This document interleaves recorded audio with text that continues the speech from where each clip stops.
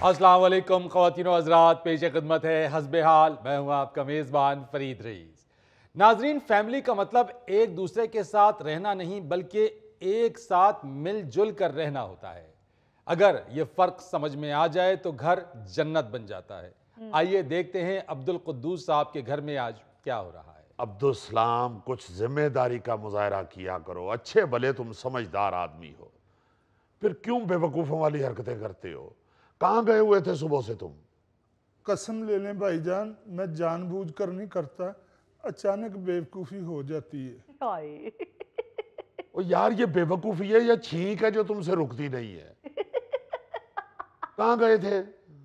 भाईजान मैं बिल जमा करवाने गया था, उधर मेरा दोस्त मिल गया था, उसी के साथ बातें करते करते दोपहर हो गई। तो मुझे तो इस बात की समझ नहीं आती, ना तुम स्कूल गए, ना कॉलेज गए, ना तुम घर से बाहर निकलते हो, बल्कि ना तुम किचन से बाहर निकलते हो। ये तुम्हारे दोस्त कहाँ से बनते हैं, कब बनते हैं, कैसे बनते हैं? भाईजान वो पुराने मोहल्ले का दोस्त है। उससे बातें करते रहे हो दोपहर तक? हाँ, फिर तुमने सोचा अब दोपहर हो गई है, इसे खाना खिला देना चाहिए। फिर तुम किसी रेस्टोरेंट पर चले गए, वहां जाके तुम दोनों ने खाना खाया। खाने का बिल देने के लिए बिल के आधे पैसों में से तुमने अदा किया। फिर चूंकि अब बिल के पैसे पूरे नहीं थे, इसलिए तुमने सोचा कि अब घर चलते हैं, और आप घर तशरीफ ले आए। और राइट भाईजान। भाईजान आपको इतनी बारीक मालूमात कैसे हासिल हुई? इसलिए कि मैं तुम्हारी रग रग से वाकिफ हूं। घर में पाले हुए साले और छतरे की आदत का बंदे को पता होता है। अब ये ना समझ लेना कि मैंने इसमें साला तुम्हें कहा है। अब ये भी ना समझना कि मैंने तुम्हारी इस दोस्त वाली कहानी पे एतबार कर लिया है। यहां तुम्हारी बहन फिक्र से मरे जा रही थी, सुई की तरह ढूंढ रही थी तुम्हें। अपना जुस्सा देखो। और वो चीजें उठा उठा के देख रही थी, मेरा भाई कहीं नीचे तो नहीं है। समझाता रहा हूं उसे कि वो जो मेन रोड की तरफ मौसूफ तशरीफ ले गए हैं, इसके पीछे खोने की नहीं, कोई खाने की कहानी होगी। हेलो कद्दूस। आओ दुरानी, क्या हाल है? साहब, यकीन करो, तुम साला और बहनोई की मोहब्बत देखकर मुझे बहुत खुशी होती है। मेरा जी चाहता है अब्दुल सलाम की तरफ करके हवाई फायरिंग करो। दुरानी अंकल, हवाई फायरिंग ऊपर होती है। जब तुम छत पे हो गए फिर ऊपर करूंगा। हया मुझे बताया तो सही कि मेरा भाई आ गया। सदके जाऊं, कहाँ थे? ऐसे करो, घर में ना एक ढोल वाला रख लो। जब भी ये आए जाए तो ढोल बजा के वो बताए कि तुम्हारा भाई चला गया है, तुम्हारा भाई आ गया है। इससे ये ना पूछो ये कहां था, बल्कि तोल के देखो, तुम्हें खुद ही पता चल जाएगा। बिजली के बिल के आधे पैसे खाने पे लगा आया है। हाय, आपको पैसों की पड़ी है। शुक्र है खैर खैरियत से मेरा भाई घर आ गया है। खैरियत से वापस आ गया? ये क्या जंगल में गया हुआ था? जी, जंगल में ही गया हुआ था। उधर जाके एक साथ बौंग पाए और निहारी शिकार करके आया है। आपको कैसे पता है जी कितना कुछ मेरा भाई खाकर आया है? जिस रक्शे को लेके सारा दिन का घूम रहा था ना, ये जब उतर के अंदर आया तो मैंने नुक्कर पे खड़े करके रक्शे वाले का सारा इंटरव्यू ले लिया है। उसने बताया है कि सुबह का जनाब को लेके फिर रहा हूं। रेस्टोरेंट का नाम भी उसने बताया है, किस जगह जाके खाना खाया मौसूफ ने। फिर उसने ये भी बताया कि खाना खा के मौसूफ को कूकी चढ़ गई थी। फिर पास ही एक पार्क था, उधर बेंच पे लेट के तो कैलूला फरमाते रहे हैं। सोए सोए कहीं सर से टोपी उतर के नीचे गिरी है, कहां आके सर पे ठूंगे मारते रहे हैं, फिर उठा है और रक्शे पे बैठ के घर आया है। वैसे कर्नल साहब, बड़े अफसोस की बात है, अगर मेरे भाई ने हल्की फुल्की पिकनिक कर ही ली तो आपने स्टोरी ही बना ली। सुबह का बिल जमा कराने गया हुआ है, बिल नहीं जमा कराया, सारे शहर की सैर करके वापस आ गया। पापा जी, सैर तो होनी चाहिए, मगर किसी शहर की नहीं, पहाड़ी इलाके की तरफ जाना चाहिए। जी पापा, पहाड़ी इलाके में हम सब जाएंगे तो सबके मूड फ्रेश हो जाएंगे। रहने दो बीबी, मूड फ्रेश। इतनी गर्मी में बाहर धूप सेकने जानी है। धूप सेकने? ओ बहन जी, बच्चे कौन सा सखर जाने का कह रहे हैं, वो पहाड़ी इलाके में जाने का कह रहे हैं। जाने दे, पहाड़ी इलाके में जाके बंदा फ्रेश हो जाता है। मेरा अपना बड़ा दिल करता है कदूस कि मैं पहाड़ी इलाके में जाऊं, इधर से मैं पहाड़ चढ़ूं, उधर से शेर इंटर हो, शेर मुझे देखते ही कहे दुरानी सॉरी आप करो एंजॉय, मैं वापस चला जाता हूं। वैसे दुरानी, मेरे पास खुले पैसे आ जाए ना तो मैं सबसे पहले तुम्हारे दिमाग का इलाज करवा। वो शेर तुम्हारे साथ कॉलेज में नहीं पढ़ता रहा जो तुम्हें सॉरी करेगा। दोस्त, जितनी देर मैं जंगल में रहा हूं, शेर मेरे क्लास फेलो बन चुके हैं। दोस्त, एक दफा मैंने जंगल में जाके पत्थर पे बैठकर अभी अपना खाना खोला ही था तो शेर आ गया। मुझे कहता मैं तुम्हारे साथ बैठ के खा लूं। मैंने कहा नो, नॉट एट ऑल, मैं भुना हुआ गोश्त खाता हूं, तुम कच्चा खाते हो। तो उसने फिर कहा नहीं कि तुम पका हुआ खा लो, फिर मैं बाद में तुम्हें कच्चा खाऊंगा। मैंने शेर से कहा कदूस कि मान लिया कि तुम्हारा और मेरा मेन्यू एक है, लेकिन तुम्हारी और मेरी कुकिंग में फर्क है। पता उसने क्या किया? उसने माथे पे हाथ मारा और कहा ओ माय बैड लक। 2-3 कदम वापस गया है शेर और उसने मुड़ के कहा है दुरानी कैरी ऑन। ये सारी इंग्लिश तुम ही ने उसे सिखाई होगी। जाहिर है मैंने ही सिखाई, और जंगल में क्या पंजाब कॉलेज है? वैसे अगर तुम ये अपने जंगल की स्टोरियां जो हमें सुनाते रहते हो, इसकी किताब छपवा दो ना, तो खजाने की तलाश के बाद ये सबसे ज्यादा बिकेगी तुम्हारी किताब। टाइटल भी मैंने सोच रखा है, जंगल के झूठ। प्लीज कुदूस, ये टाइटल बदल दो, आप नाम रखें जंगल के हकायक। अंकल आप तो ठहर जाया करें, पापा प्लीज बनाए ना प्रोग्राम सैर के लिए। डैडी मैं तो कहती हूँ कि आपके दोस्त का वो फार्म हाउस नहीं बना हुआ, वो पहाड़ी के ऊपर, मैं कहती हूँ वहां पे चलते हैं हम सब। वहां जाना चाहिए, वहां लीची के दरख्त बहुत सारे लगे हुए हैं। बकवास नहीं करो, कोई जरूरत नहीं वहां जाने की। क्यों? एक दफा जाके मैं पहले काफी बातें सुन चुका हूं। वो ख्वाजा साहब जो मेरे दोस्त हैं जिनका फार्म हाउस है, उन्होंने मुझे सीधी सुनाई है। क्यों जी? ये तुम्हारे मामे ने उधर लीची के दरख्त बर्बाद कर दिए थे सारे। लीचियां तोड़ के नहीं खाता रहा जी, टहनियां तोड़ के पत्तों समेत लीचियां खाता रहा है। बल्कि वो बता रहे थे कि एक दिन तो उसने दरख्त तोड़ के कंधे पे रखा हुआ था और बाहर की तरफ निकल रहा था। उनके चौकीदार ने पूछा ये क्या किया, दरख्त उखाड़ लिया है? कहता है यहाँ धूप थी, मैं इसे छांव में लगा रहा हूँ। दोस्त, मैंने तो इसको चाय के साथ लीचियां खाते हुए देखा है। जाने दे कुद्दूस साहब, फार्म हाउस ना सही लेकिन किसी और पुरफजा मकाम पे जरूर जाएं, अपनी फैमिली के साथ वक्त गुजारें, किसी और जगह जाएं, रेंट पे कोई जगह ले लें कुछ दिनों के लिए। बल्कि मैं तो कहता हूं टूरिज्म रूह की ग़िज़ा के लिए बहुत जरूरी है। बिल्कुल एग्जैक्टली। साहब जी वो किचन का सौदा सलफ खत्म हो गया है, वो तो मंगवा दीजिए। ठहर जाओ, अभी टूरिज्म के फरोग के लिए बात हो रही है। पिकनिक? साहब जी इस दफा मैं भी साथ जाऊंगा, मुझे पहाड़ देखने का बड़ा ही शौक है। कहां इतनी दूर पहाड़ देखने जाओगे शरफू? तुम अब्दुल सलाम के आसपास चक्कर लगाओ, तुम्हें पहाड़ी इलाका ही महसूस होगा।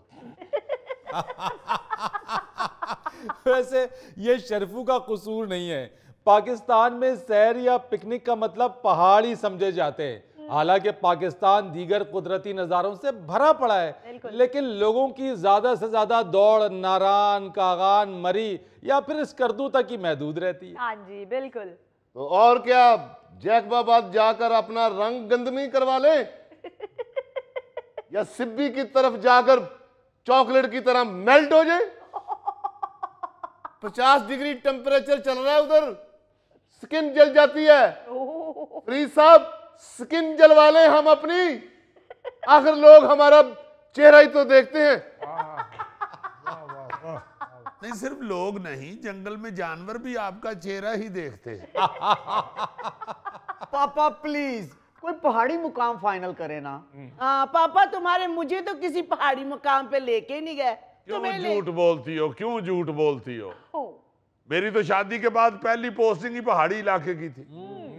याद नहीं है जब सैर के लिए निकले थे शाम को पहाड़ी के ऊपर से गिरी है और रोल करते हुए नीचे गई है। वो गांव के लोग बजाय हेल्प करने के शोर मचाते हुए दौड़े हैं, लैंडस्लाइडिंग लैंडस्लाइडिंग लैंडस्लाइडिंग। मगर मौसूफा को आधा घंटा रोल करने के बाद एक जगह रुकी है और जहां जाकर रुकी है उठ के हाथ ऊपर करके शुरू हो गई है, ये वादियां, ये पर्वतों की शहजादियां। बस भी करे, बच्चों के सामने ऐसी बातें करेंगे आप? पापा प्लीज फार्म हाउस ही चलते हैं ना। रहने दो फार्म हाउस, फिर मेरे भाई पे कोई ना कोई इल्जाम ही लगेगा। ओ अम्मा, मेरी सोनी अम्मा, जाने देना कोई मुकाम पे। आप जिधर कहती ना हम उधर चलते हैं। फार्म हाउस पे नहीं जाना, फजूल की बातें नहीं सुननी हमने। तो किधर अगर मरी कहोगे तो चले जाएंगे। मरी का कह रही हैं अब्बू। ओहो मम्मा प्लीज आप याद तो करें कि वो फार्म हाउस कितना खूबसूरत था। देखे ना जरा, एक बात पे मुत्तफिक ही नहीं हो रहे और हर दफा यही होता है। कोई बहस शुरू हो जाए, 4 एक तरफ होते हैं, 3 एक तरफ होते हैं, 3 एक तरफ होते हैं, पर मुत्तफिक ही नहीं होते किसी बात पे आप लोग। खुद्दूस साहब, आप पुराना तरीका इख्तियार करें। मुझे अच्छी तरह से याद है कि पहले अगर कभी घरों में इस तरह की सूरत हाल पैदा हो जाती थी तो घर के बुजुर्ग पोलिंग करा लिया करते थे। जिस तरफ के वोट ज्यादा होते थे वहीं का फैसला हो जाता था। सही। आप भी फार्म हाउस का मान जाएं, हमारे खिलाफ वोट ज्यादा डल जाने हैं। मेरा वोट तो जंगल की तरफ है भाई, मेरा तो ओढ़ना बिछोना जंगल है। वाह। आप फिर जंगल की तरफ निकल जाएं, हम वापसी में आपको मीट कर लेंगे। नो प्रॉब्लम, मैं तो जंगल में अकेला भी एंजॉय करता हूं और हकीकतन मैं अकेला नहीं होता। वाह, पूरा वीक जंगल में मेरा बिजी जाता है। गुड। सबसे पहली दावत रीच करता है मेरी। वाह वाह, उसी की बनती है। और फिर कभी कभी चिंपैंजी बारबेक्यू कर लेता है। हिरने कहती हैं, हिरने अंकल दुरानी आज खेतों में इकट्ठे खेलेंगे। वाह वाह, अरे वाह। यहां तक के शेर मुझे कॉल कर देता है कि दुरानी आ जाओ, आज मैंने मुर्गियों के पंजे पकाए हैं। वाह वाह वाह वाह, ये कौन सा ऐसा बेचारा गरीब और पिसा हुआ शेर है जो मुर्गियों के पंजे खा रहा है? जब जंगल की मैशियत खराब हो तो शेर भी पिसता है। वाह रे वाह, शेर तो फिर इलेक्शन में भी खड़ा होता होगा। ये शेर जो है ये भी कहीं 47 फार्म पे तो नहीं बादशाह बना हुआ? ओ नो नो, शेर जंगल में बिला मुकाबला जीतता है। अरे वाह, क्या कहने क्या कहने। डैडी खुदा के लिए फिर जंगल में ले गए हैं, हमारा प्रोग्राम तो बन लेने दे। अच्छा जी, फार्म हाउस किस किसने जाना है? 1 2 3 4 5। अब बताएं मरी किस किसने जाना है? डन, 2। अब बताएं जी जंगल किस किसने जाना है? तुसी फिर कल्ले ही निकल जाओ और तुसी अपने भरा नूं लैके मरी निकल जाओ। भाईजान मैंने तो फार्म हाउस पे भी हाथ उठाया था। ये हर जगह पे हाथ उठा लेता है और ये आदत इसको डाइनिंग टेबल की पड़ी हुई है। जी जी, अब्दुल सलाम रोटी खानी है? हाँ जी। नान खाना है? हाँ जी। चावल खाने हैं? हाँ जी। बिरयानी खानी है? हाँ जी। सादे चावल खाने हैं? हाँ जी। जूते खाने हैं? जी जी। अस्सलाम वालेकुम जी। आओ, क्या हाल है बेटे? ठीक हो? आओ आओ। आइए भाईजान, क्या हाल है? जी अल्लाह का शुक्र, आप सुनाएं? जी अल्लाह पाक का शुक्र है। माशाल्लाह, आज तो घर में बड़ी रौनक लगी हुई है। हाँ जी हाँ जी, अब्दुल सलाम ने अभी नाच के दिखाना है हमें। अंकल किस चीज पे नाचते हैं, तबले पे या ढोल पे? नहीं, ये ना तबले पे नाचता है ना ढोल पे, ये सिर्फ नियाज पे नाचता है और पीछे कलंदर बीन बजा रहा होता है। भाईजान बात को इधर उधर ना होने दें, फिर भूल जाएंगे। शरफू जी जी। उधर सर्दी होगी, साथ कीमे वाले पराठे बना लेना और सर्दी में कीमे वाले पराठे खाने से बड़ा मजा आता है। वाह। और याद रखना काली मिर्च डालना। Okay sir. साहब जी 1 मन कीमा मंगवा लें। 1 मन कीमा? हाँ जी, वो भी शायद थोड़ा पड़ जाए। बेटा फिर ऐसे करते हैं, हम सारे गाड़ियों में निकल जाते हैं, तुम और अब्दुल खुराक लेके बस पे पीछे आ जाओ। अंकल वैसे प्रोग्राम क्या बन रहा है? प्रोग्राम बेटा क्या बनना है, गर्मियों की छुट्टियों में कह रहे हैं कहीं पहाड़ी इलाके पे सैर करने के लिए चल। अच्छा। अरफान मरी जा रहे हैं। और नहीं भाई, जंगल का प्रोग्राम बन रहा है। नहीं पापा, हम फार्म हाउस जा रहे हैं। मेरा दामाद जहाँ कहेगा हम तो वहां जाएंगे। सॉरी आंटी, मुझे जरूरी काम है, मैं तो घर पे ही रहूंगा। ओके डन, सब घर ही रहेंगे। कुद्दूस साहब ना करें ऐसा। एक शख्स अगर मसरूफ है तो उसकी मसरूफियत की बिना पे आप अपने घूमने फिरने का, सैरो तफरी का प्रोग्राम कैंसिल ना करें। कोई डिसाइड करें और जाएं मिलके घूमने के लिए। नहीं भाई, मैं तो अपनी बीवी की बात मानता हूँ। मेरी बीवी ने भी कहा है कि जहां मेरा दामाद कहेगा वहां जाएंगे, और दामाद ने कहा कि घर रहूंगा मैं तो। पापा आप अपनी बीवी की मानते हैं, मैं ना अपनी बीवी की मानूं, प्लीज चलें। अगर बीवियों की बात माननी थी तो मेरी भी शादी करवा देते। उस वक्त तो तुम्हें खुद नखरे चढ़े हुए थे। मैंने यहाँ शादी नहीं करवानी, ये ठीक नहीं है, ये तो पढ़ी लिखी नहीं है, ये तो बहुत गरीब लोग हैं। फरीद साहब, जो इसका आखिरी रिश्ता आया ना अब्दुल का, उस लड़की का बड़ा बेटा माशाल्लाह अब स्वीडन में सेटल है। वाह। और इसके इनकार करने के बावजूद वो बच्चा इसको फोन करके पूछता है, मामू कोई चीज तो नहीं इधर से चाहिए। देखें, यहाँ आप लोग थोड़ी देर के लिए इकट्ठे होते हैं तो कितने खुशबाश हो जाते हैं। सैर करने जाएंगे तो बड़ा मजा आएगा। बिल्कुल। नाज़रीन, यहाँ लेते हैं एक छोटी सी ब्रेक। यार क्यों मैंने किसी मलंग को फैटी पवानी है। तेरा की ये को मलंग तेरे ना लड़े तो तुम ही अगो धमाल पान लग पा।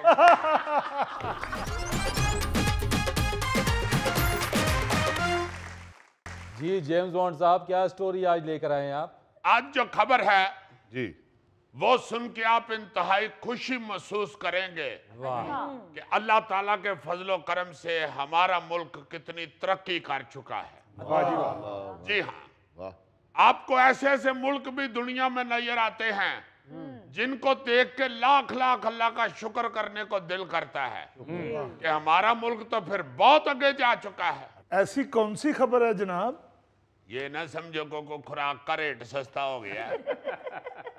खबर यह है कि ऑस्ट्रेलिया के हमसाया मुल्क टवालो में पहली बार एटीएम नस्ब कर दी गई।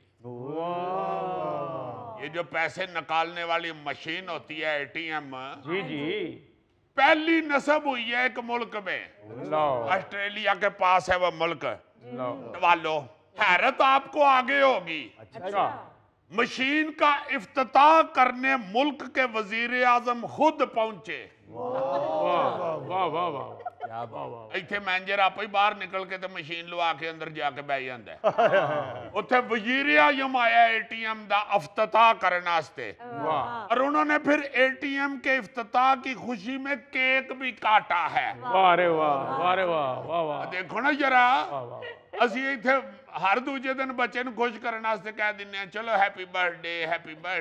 वाह वाह, केक काट रहे होते हैं। बिल्कुल सही। उन्होंने एटीएम दे इफ्तिताह ते केक कटे है। यार इसमें पाकिस्तान की तरक्की आपको कहां से नजर आ रही? अगर आप दानिशवरी की ऐनक उतार के तो तज्जियाकार की ऐनक चढ़ाए ना अपने मुंह पे, वाह, फिर आपको पता चले। देखो तो सही, हमारा मुल्क तो फिर करोड़ दर्जे बेहतर हुआ। क्या बात है। बताया तो है तुम्हें, इधर एटीएम का रोल पड़ा हुआ है। इतने तो एटीएम च एक बंदा अंदर खलोता होंगे तो 4 बार खलोते होंगे। पंजवां पिस्तौल लेके खलोता हुंदा है हले जेड़ा पंजवां पिस्तौल लैके खलोता होंदा वो एक अंदर वाला ते 4 बार वाले, पंजां ते इतबार नहीं उन्होंने होंदा। ये बात। मगर फिर भी मैं समझता हूं कि बड़ी गल है इत्थे चलो एटीएम ते लग गई है ना। यार दुनिया कहां की कहां पहुंच गई है।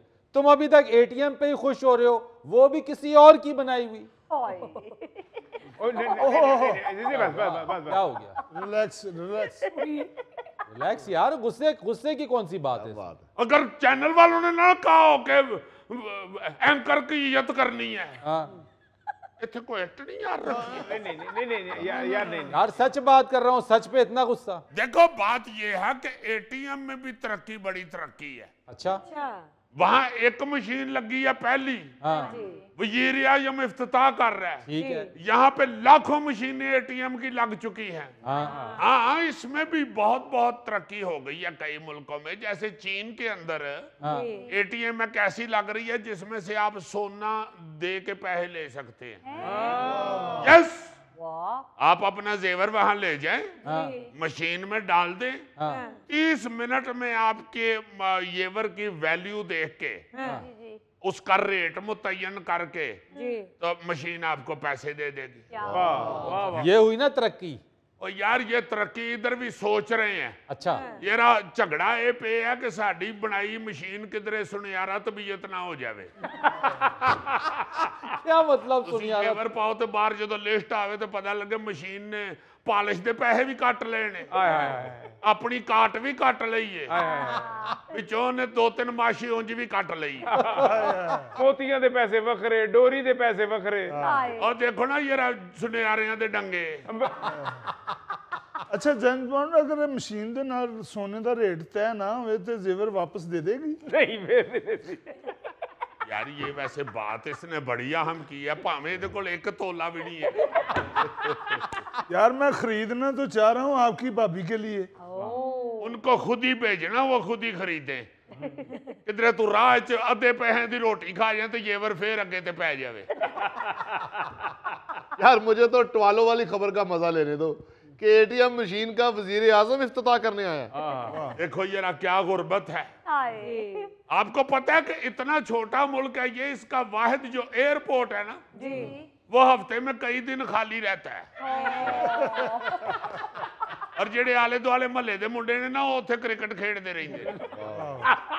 फिर फटाट अंदरों एक बंदा निकल के कहता फटाट मकाओ ओवर जान वाला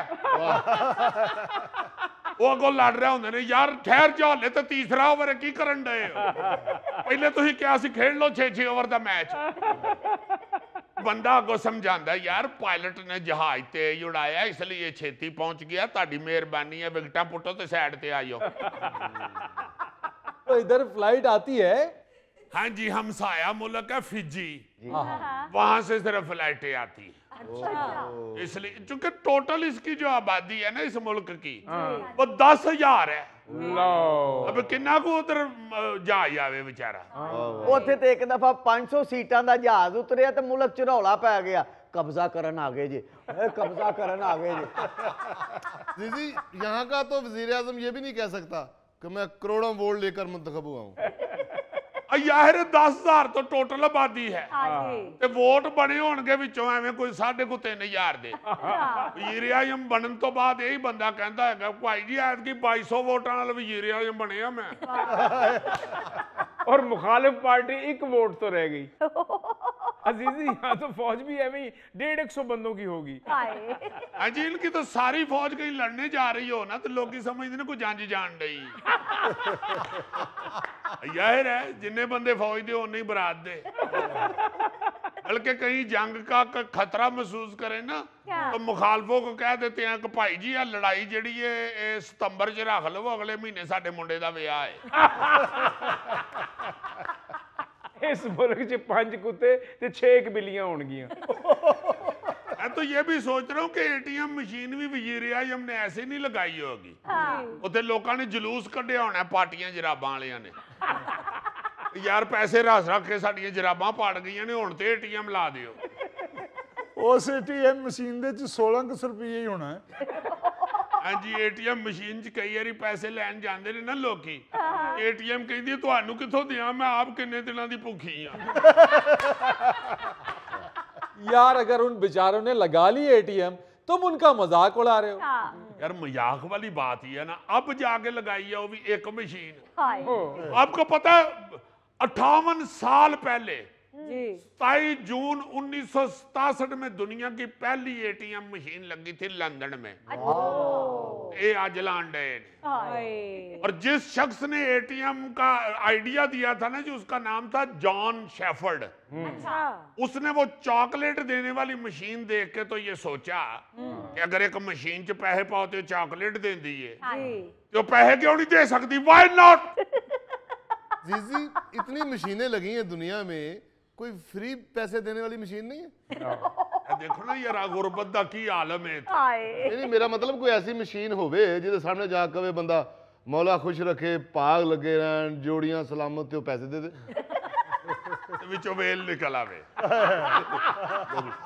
अच्छा आप ये सुन के मजा लेंगे कि पैसे फ्री देने वाली तो नहीं, पैसे लेने वाली मशीन लग रही है पाकिस्तान में। अच्छा जी, आपने जो सबाई वजीर हैं चौधरी शाफे साहब, उनका बयान नहीं सुना? क्या जी? उन्होंने कहा कि पंजाब के दरबारों पर चंदा इकट्ठा करने के लिए हम एटीएम मशीनें लगा रहे हैं। अच्छा जिस तरह गले रखे हुए ना उधर, वो कहते ने ਇਹਦੇ ਚੋਂ ਪੈਸੇ ਸੱਜੇ ਖੱਬੇ ਹੁੰਦੇ ਨੇ, ਇੱਥੇ ਮਸ਼ੀਨਾਂ ਲਾਣੀਆਂ ਪੈਣਗੀਆਂ ਜਿਹੜੀਆਂ ਪੈਸੇ ਵਸੂਲ ਕਰਨ। ਤੁਸੀਂ ਜਿੰਨੇ पैसे मशीन च पाओगे वो ਤੁਹਾਨੂੰ ਉਹਨੇ ਦੀ रसीद दे देगी। हाँ जी, ये तो बहुत अच्छा कर रहे हैं कि मशीन लगा रहे हैं। ये गल्ला सिस्टम बहुत खराब था, गोगे अरगे 3 लेना पैसे कट लेंदे सन। लो जी गोगे ਦਾ तो ਮੈਨੂੰ ਪਤਾ ਨਹੀਂ, ਆ ਥੈਲੇ ਨੇ ਫਿਰ ਜ਼ਰੂਰ ਕੱਢੇ ਕਿਉਂਕਿ ਇਹ ਬੰਦਾ ਵੀ ਮੁਲਤਾਨ ਦਾ, ਤੇ ਮੁਲਤਾਨ ਵਿੱਚ ਤੇ ਜਿੰਨੇ ਦਰਬਾਰ ਨੇ ਲਾਜ਼ਮਨ ਇਹਨੇ ਕਿਸੇ ਗੱਲੇ ਤੇ ਟਰਾਈ ਕੀਤੀ ਬਸ।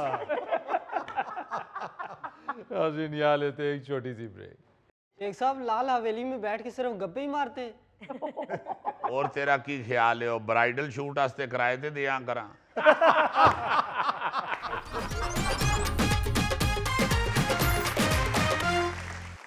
जी बहुत शुक्रिया शेख साहब हमारे प्रोग्राम में तशरीफ लाने का।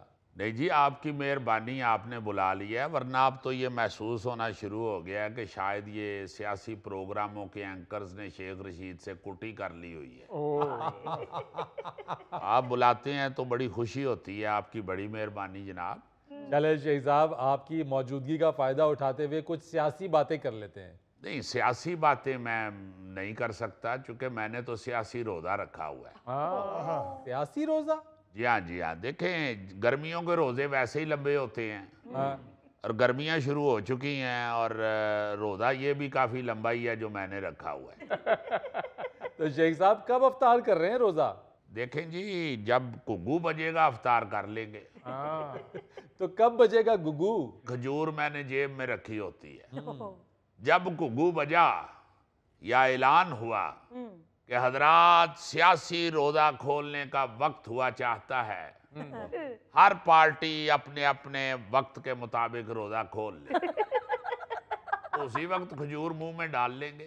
तो शेख साहब इस रोज़ा खुलने में कितना वक्त बाकी है? देखें, मैं 16-17 मरतबा वजीर रह चुका हूं, मुझे बेहतर पता है कि किस दिन रोजा खोलना है।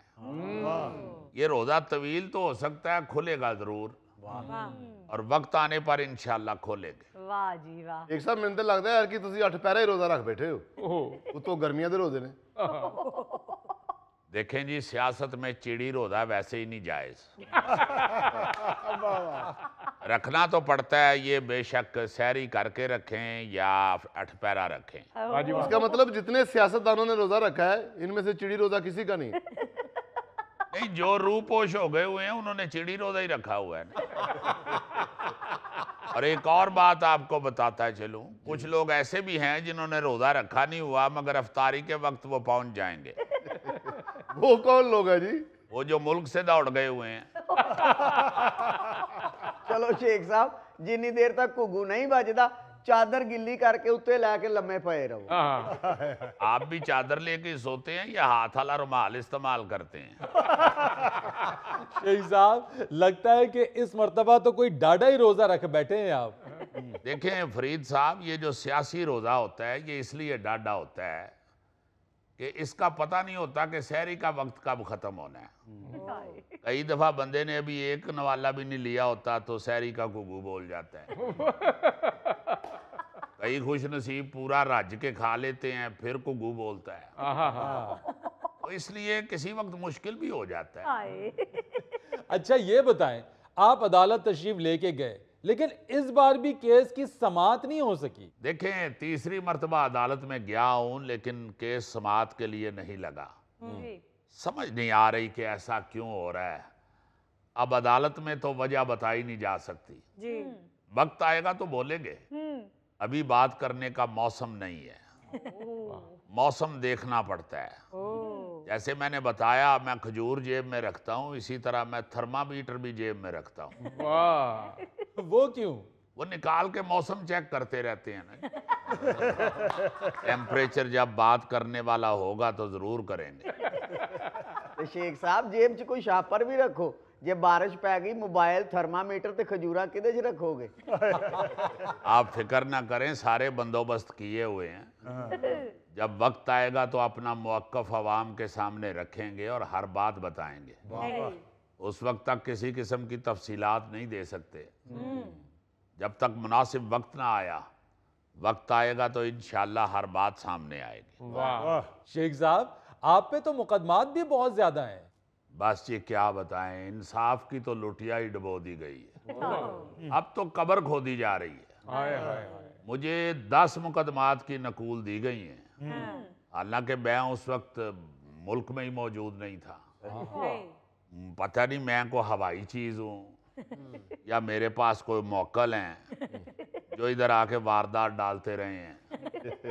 अब देखे ना, बंदा मुल्क के अंदर ही ना हो और पीछे से उस पर कोई केस बन जाए तो समझ फिर नहीं आ सकती कि क्या हो रहा है। बंदा खुद जिन है या उसके पास जिन्नात हैं। 36,000 से जायद केस बनाए गए हैं और उनमें नामजद 25,000 लोग मफरूर हैं। जो अदालत में आ रहा है उसे तो इंसाफ मिलना चाहिए। बिल्कुल सही। तो क्या देखते हैं, क्या बनेगा? इसका मतलब है आप भी यही समझते हैं कि मेरे पास जिन हैं। फरीद साहब, कोई जमाना था कि जिन्नों के साथ दोस्ती हुआ करती थी। अब तो मेरा कोकाफ में आना जाना ही बंद हो गया हुआ। वो काफ में जाना आना बंद हो गया। आपने ऐसा ही कहा जैसे आपका हुक्का पानी बंद हो गया। भाई, जिस बंदे का काम ही सारा जिन्नात के सर पे चलता था, उसका कोकाफ पे आना जाना बंद हो जाए तो इसका यही मतलब है कि हुक्का पानी बंद हो गया। वाह वाह वाह वाह। ये हुक्का पानी बंद हुआ तो मैंने चिल्ले काटे ना। हुक्का पानी बंद ना होता तो आराम से घर में दिन गुजार लेते। शेख साहब, जिन्ना दी बजाय छलेडियां नाल ही तलक बना के देखो। ओ भोले बादशाह, जब जिन्नात खिलाफ हो जाएं तो छलेडे तो वैसे ही पहचानने से इनकार कर देते। इसका मतलब है आपका सितारा गर्दिश में है शेख साहब। और सिर्फ सितारा ही नहीं, मैं आप भी गर्दिशी चियां। तो शेख साहब, कोई हालात बेहतर होते हुए नजर आ रहे हैं? देखें जी, हालात बेहतर कहाँ से होने हैं, अंधेरा ही अंधेरा है चारों तरफ। हमने तो मोबाइल की बैटरी से भी रोशनी करने की कोशिश की थी, मगर जिन्नात ने मोबाइल की बैटरी पे हाथ रख के रोशनी का भी साह कुट दिया।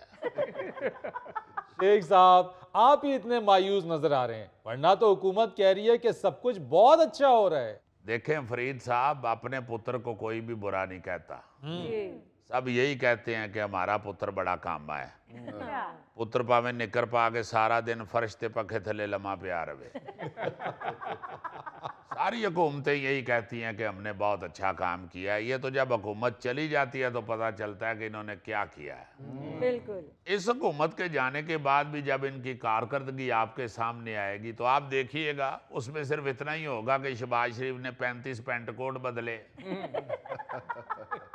78 मुल्कों के दौरे किए, 250 किलोमीटर पैदल चले, 119 प्रोजेक्ट के इफ्तिताह किए, जिसमें से 3 पाया तकमील तक पहुंचे, 112 बंदे मुअत्तल किए,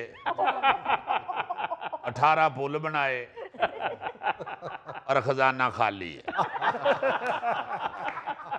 कुछ भी नहीं है फरीद साहब, वही बंदर वाली भाग दौड़ है इन लोगों की। बस आप सब दुआ करें कि इनका ये जो नहरों वाला झगड़ा है ये तूल पकड़ जाए।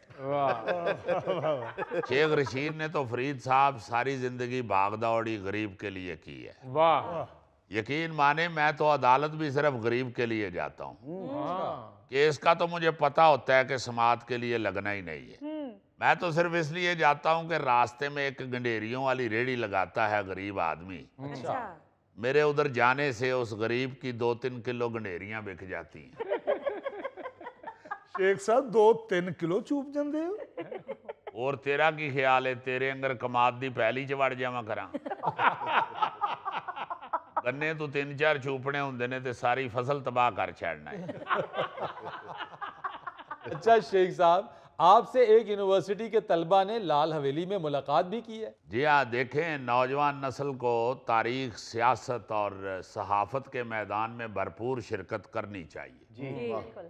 ताकि वो मुआशरे में मुस्बत तब्दीली ला सके। ये तारीख से इन टच होना चाहिए। जी जी। मैंने तो तलबा को रावलपिंडी के तालीमी अदारों की तामीर के बारे में भी काफ़ी कुछ बताया है और तलबा ने भी लाल हवेली के तारीखी पस मंज़र पर सवालात किए। अच्छा। फिर मैंने उन्हें बताया कि लाल हवेली की क्या अहमियत है। अच्छा, क्या अहमियत है जी लाल हवेली की? वहाँ बैठ के मैं सिगार पीता हूँ जनाब। और वैसे भी जब जिन्नात के साथ सलाम दुआ ख़त्म हो जाए तो फिर लाल हवेली बड़ी अहम हो जाती है, क्योंकि फिर वही मेरा ठिकाना होता है, वही मेरा डेरा होता है, वहीं दोस्तों के साथ बैठ के गपशप होती है। वरना आपको पता है कि जिन्नात दोस्त हों तो लाल हवेली में बैठने का तो वक्त ही नहीं होता मेरे पास। एक साहब लाल हवेली में बैठ के सिर्फ गप्पे ही मारते हैं। और तेरा की ख्याल है, ब्राइडल शूट वास्ते किराए ते दिया करा। वैसे शेख साहब आइडिया तो बुरा नहीं है। हाँ जी, अगर कोक ऑफ की एंट्री ना खुली तो फिर शायद ये भी करना पड़ जाए। नाज़रीन, यहाँ लेते हैं एक छोटी सी ब्रेक। ड्रामा एक्ट जो है उसको रिन्यू करें। हाँ। उससे थिएटर बेहतर होगा। अच्छा। इस तरह ये छापे मारने से, मजाकरात करने से, इधर उधर रौला डालने से कुछ नहीं होगा। अच्छा।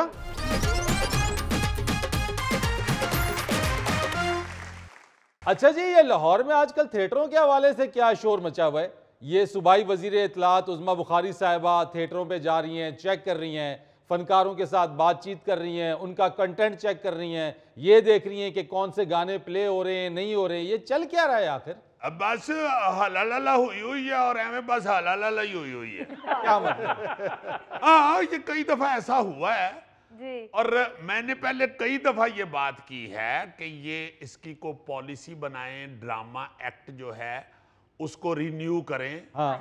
उससे थिएटर बेहतर होगा। अच्छा। इस तरह ये छापे मारने से, मजाकरात करने से, इधर उधर रौला डालने से कुछ नहीं होगा। अच्छा। भाई ड्रामा एक्ट होना चाहिए ना।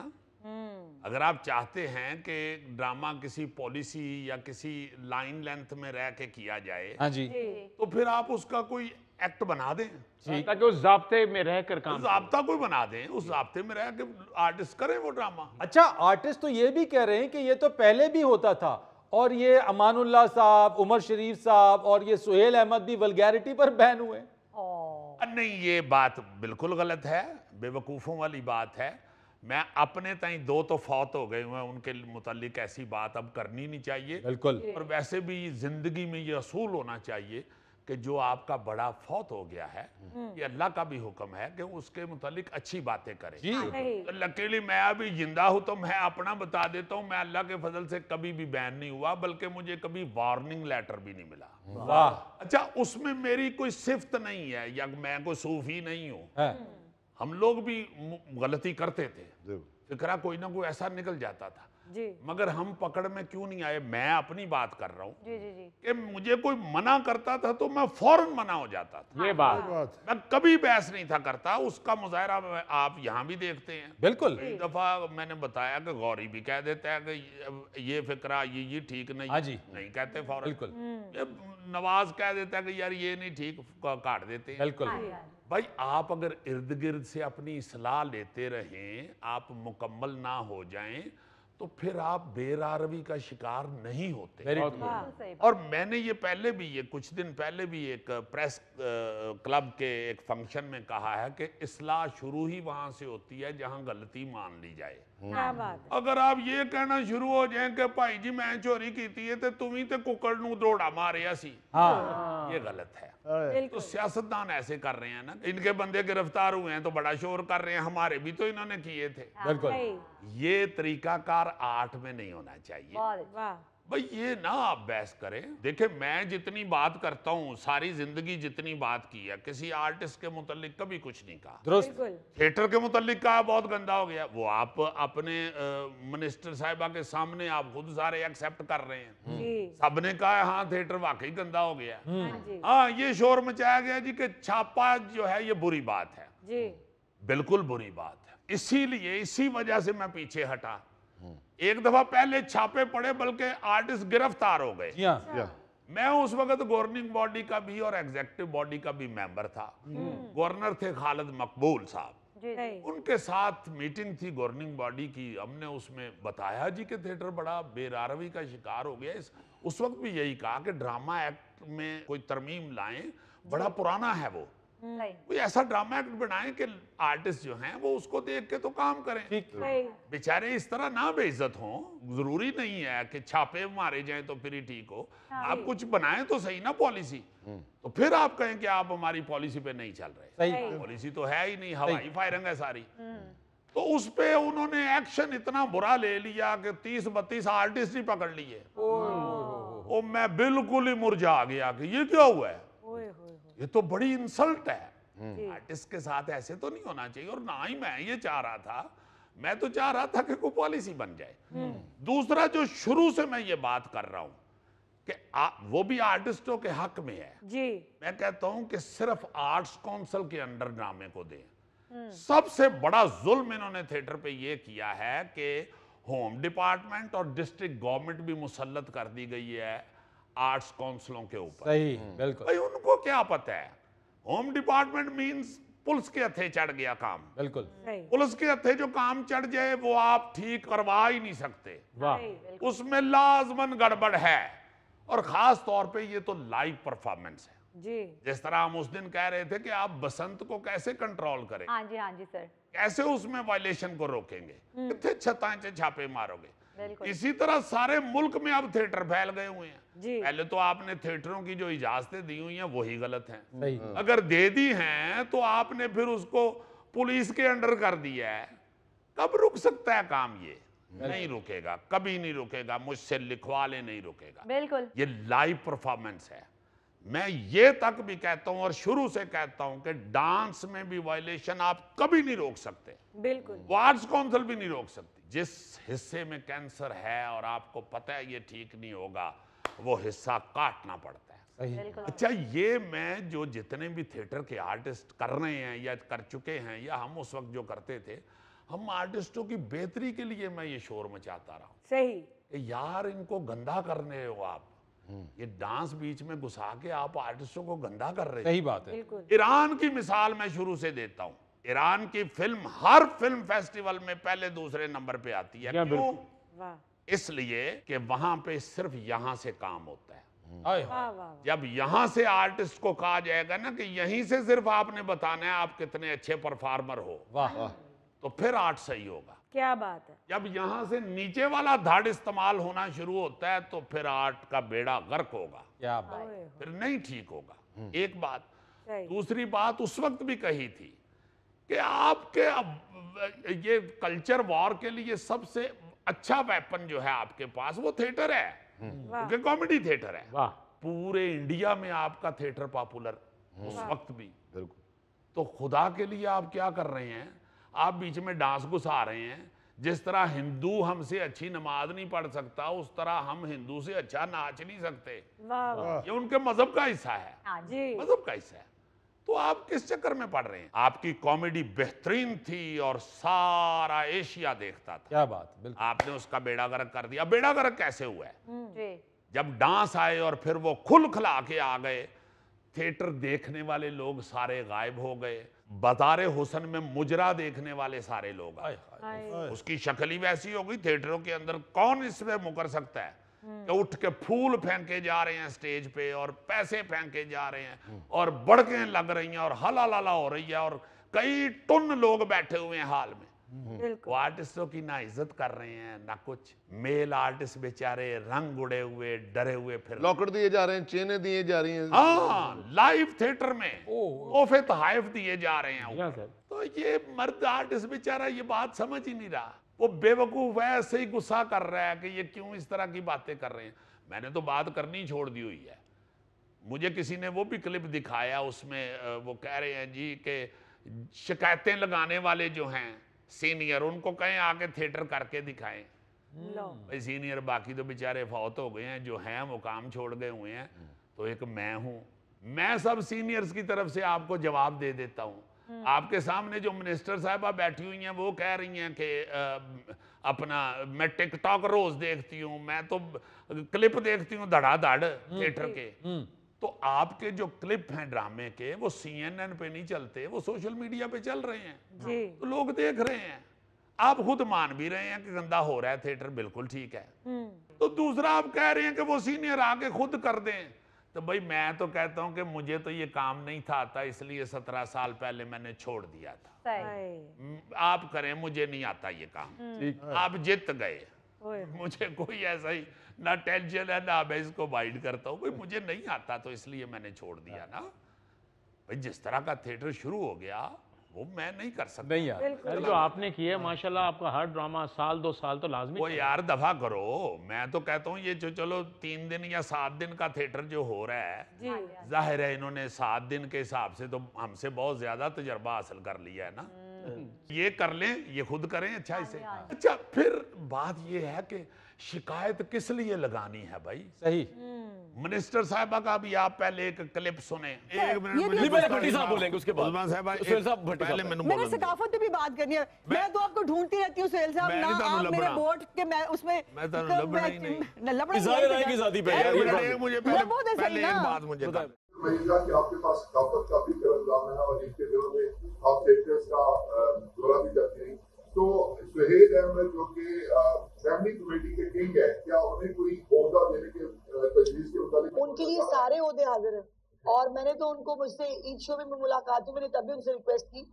मैं तो उनको बार बार मुख्तलिफ मीटिंग्स के लिए भी जो है गुजारिश करती रही हूँ कि आके बैठिए। वो तो प्रेस कॉन्फ्रेंस में किसी सहाफी ने उसके, मुझे शक्ल नहीं नजर आई, आवाज आई है कि वो मोहब्बत से अपनी से कह रहा है जी कि फैमिली कॉमेडी किंग है सुहेल अहमद, आप उसको कोई जिम्मेदारी दें। हाँ जी, कोई ओहदा दें। उन्होंने कहा है प्रेस कॉन्फ्रेंस में उनके लिए हर ओहदा हाजिर है, वो तो आ ही नहीं रहे। उनको तो कितनी दफा बुलाया है। हाँ।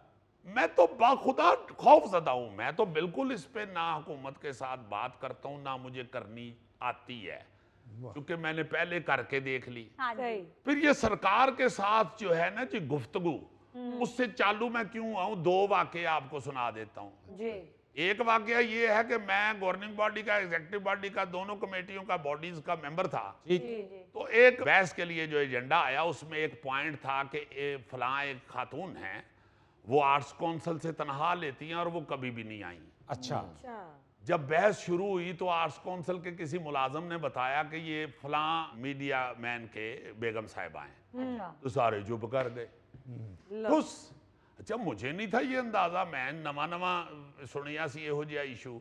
मैं बोलता रहा, उन्होंने कहा चलो एग्जीक्यूटिव बॉडी पे इसकी बहस छोड़ देते हैं। अच्छा। अब मैं एग्जीक्यूटिव बॉडी में भी मेंबर था। अच्छा। वो छोटी बॉडी होती है, 6-7 लोग। गवर्निंग बॉडी में 27-28 बंदे भी हो सकते हैं जी। तो उस एग्जीक्यूटिव बॉडी में भी मैंने शोर मचाना शुरू किया। तो उस वक्त के जो चेयरपर्सन जो थे अपना उस मीटिंग के, उन्होंने मुझे साइड की तरफ जाके कहा कि जान दे तेरी मेहरबानी है, ये चीफ सेक्रेटरी साहब ने किया है कि इन्हों ना छेड़ो। मैं चुप करके आके बैठ गया। मुझे तो पहले ही कवि साहब ने कहा था कि कोई फायदा नहीं इन बॉडियों बूडियों का। दूसरी बात सुनो, जब पैमरा जो है हमारा अदारा ये मार्ज वजूद में आया है, तो उस वक्त उसकी जो पहली सेंसर कमेटी बनी थी उसका भी मुझे मेंबर बना दिया गया। खुदा की कसम मुझे पता ही नहीं, तो इस्लामाबाद से एक लेटर आ गया जी आप मेंबर हैं। मैंने कहा यार मैं किस लिए मेंबर हूं, मैं पहले ही आर्ट्स काउंसिलों से अका हुआ। उस वक्त के जो चेयरमैन साहब थे उन्होंने मुझे खुद फोन करके बड़ा प्यार किया कि नहीं आप तो जरूर, एक आर्टिस्ट ही हमने रखा है तो वो आप हैं। अच्छा उसके चेयरमैन थे जस्टिस फर्रख आफ्ताब साहब, रिटायर्ड जस्टिस। उसमें फारूक अमजद मीर थे, एक MNA वो भी थे, किसी कॉलेज की लाहौर की जो थी प्रिंसिपल वो भी मेंबर थी, इस तरह के लोग थे, सारे अच्छे पढ़े लिखे लोग। हाँ जी, हाँ जी। लो जी, मैं टीवी देखना शुरू हो गया कि पैमरा की सेंसर कमेटी टीवी को देखेगी। हाँ जी, हाँ जी। मैं ड्यूटी समझ के कभी अपना ड्रामा नहीं देखा।